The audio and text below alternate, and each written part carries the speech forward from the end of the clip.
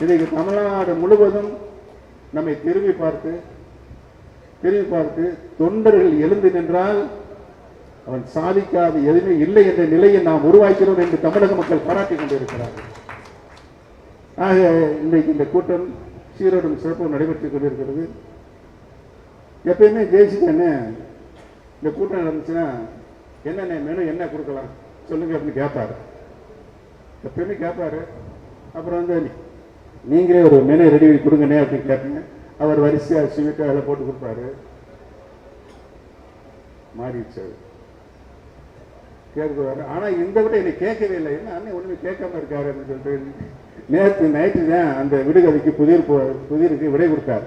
அண்ணே இந்த வட்டம் நான் பிரியாணி போட்டிருக்கேனே அப்படின்னு சொன்னார். பிரியாணி போட்டிருக்கேன்னு சொன்னார். உள்ள ஏன்னே மட்டன் பிரியாணி, சிக்கன் 65. நான் வந்து நான்வெஜ் சாப்பிட்டு 15 வருஷம் ஆச்சு. அண்ணன் வந்து போட்டுக்க. இருந்தாலும் பரவாயில்ல, மகிழ்ச்சியோடு நீங்கள் இந்த கூட்டத்திலே கலந்து கொண்டிருக்கிறீர்கள். எந்தவித பதட்டம் நமக்கு இல்லை. ஏன்னா எந்தவித பதவியை நம்ம இழக்க போறதில்லை.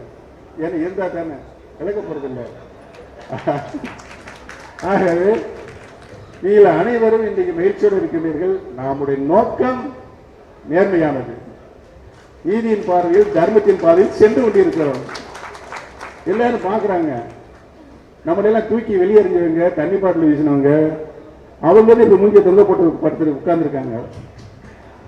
ஒரு கூட்டம் தலைமை கழகம் நடக்குது, இப்போ டிவியில் பார்த்து எல்லாரும் தூங்கிக்கிட்டு இருக்காங்க. எவ்வளவு ஒரு இயக்கம் அம்மா நடத்துகிற கூட்டம். அப்படியே மொத்தம் அம்மாவே பார்த்துட்டு இருப்போம் என்ன பேசுறாங்கன்னு.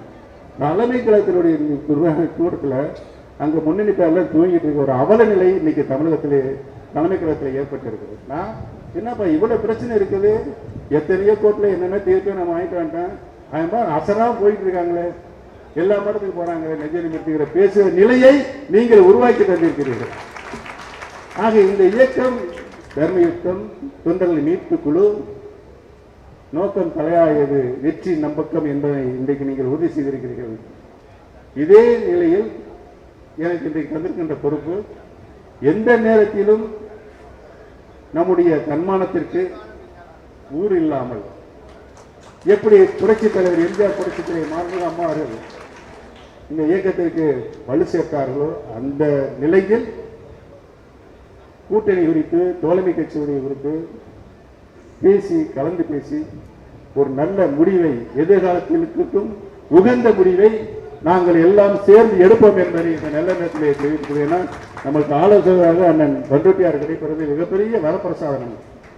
என்னை சந்திக்கின்ற பல முன்னோடி தலைவர்கள் இன்று நம்மிடம் இல்லை என்றாலும் கூட அவர்கள் சொல்வார்கள், அருமையான தலைவர். அதனால்தான் புரட்சித் தலைவர்கள் ஐநா சபைக்கு அவரை அனுப்பிச்சு வச்சாங்க, அதுதான் சொல்லுவாங்க. அப்படிப்பட்ட ஆலோசகர் அவர்கள் கிடைத்திருக்காரு. அவர் ஒவ்வொரு நிலைமைகளும் ஆலோசகர்கள் சொல்லுகின்ற போது நாங்கள் சில மாறுபட்ட கருத்து சொன்னாலும் அதற்குரிய விளக்கத்தை சொல்லி இந்த முடிவை தான் எடுக்க வேண்டும் என்று சொல்வார்கள். அவருடைய முடிவுபடிதான் இப்பொழுது நாம் போயிருக்கோம். அதனால் தான் நாம் வெற்றி பாதையை நோக்கி சென்று கொண்டிருக்கிற நிலை ஏற்பட்டிருக்கு. அதற்கு முழு காரணம் நம்ம அரசியல் ஆலோசகர், மூத்தவர், புரட்சித் தலைவருக்கு மிகவும் பிரியமானவர், புரட்சித் தலைவர் அம்மா அவர்கள் பாராட்டப்பட்டவர், நம்முடைய அண்ணன் அவர்கள் பண்ருட்டியார் அவர்கள் உங்களுக்கு கிடைத்திருக்கிறார் என்பதையும் இந்த நேரம் சொல்லி அவரோடு இணைந்திருக்கிற இங்க இந்த முன்வரிசையில் உட்கார்ந்துருக்க அனைவரும் பாருங்க, எல்லாமே ஜாம்பவான்கள் நிமிர்ந்து உட்கார்ந்துருக்காங்க. எல்லாரும் யாரு? சோழ மண்டல தளபதி இருக்காரு, இவரு நம்ம தென்னாட்டு தளபதி மனோஜ் பாண்டி இருக்காரு. ஒரு படத்துல சொல்லுவாங்க, என்ன அஞ்சலிச்சுமி என்ன சொல்றீங்க, நீ பேசுறீங்களா? ஆக அனைவரும் ஒருங்கிணைந்து ஒரு ஜனரஞ்சகமாக இந்த தர்மத்தை நாம் நடத்தி இருக்கிறோம், நடத்தி கொண்டிருக்கின்றோம். உறுதியாக வெற்றி வரும் என்பது நம்முடைய இலக்கு.